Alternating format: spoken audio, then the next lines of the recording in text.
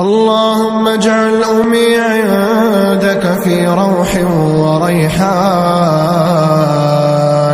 وأقبل عليها بوجهك وأنت راض عنها غير غضبان.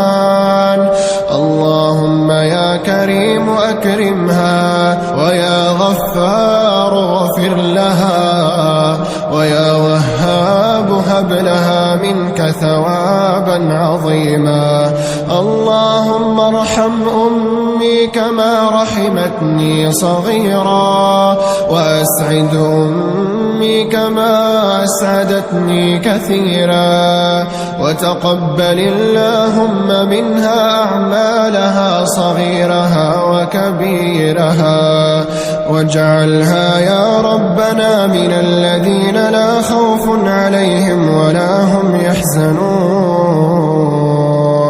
اللهم زد أمي بالحسنات إحسانا، وبالسيئات عفوا وغفرانا، واجعل يا ربنا قبرها روضة من رياض الجنة، ولا تجعله حفرة من حفر النار.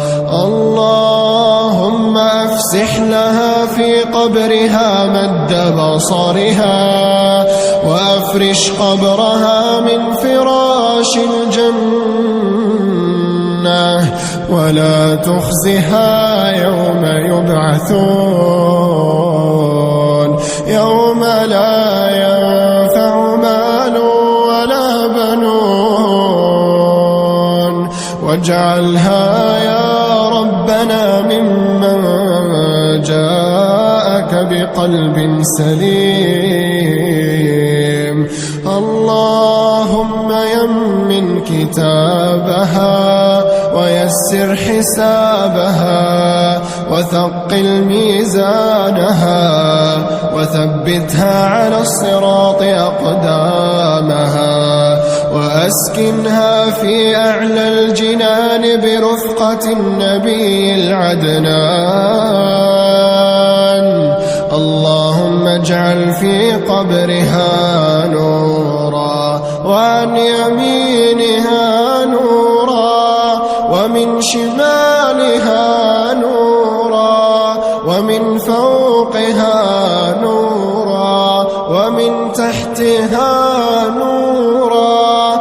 وابعثها يا ربنا إليك وهي مطمئنة.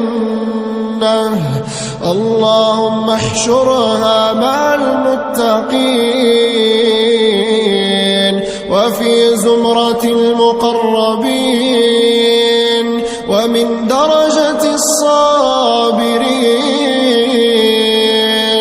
وادخلنا الجنة بغير حساب ولا سابقة عذاب.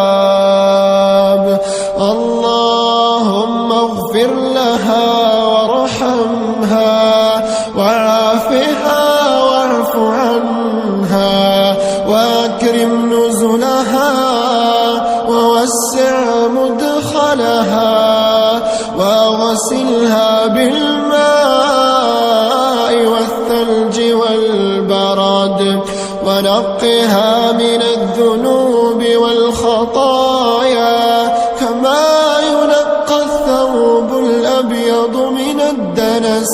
اللهم إني أعوذ بك من قهر يؤلمها، ومن هم يحزنها، ومن فكر يقلقها، ومن شخص يحمل خبثا لها. اللهم إن كانت هموم الدنيا ضائقة في صدرها فاقضها وازلها، واجعل أيامها فرحا، واجعل أيامها فرحا وسعادة. اللهم اجعلها غنية بك عن عبادك. اللهم لا تحرمها خير ما عندك بسوء ما عندها.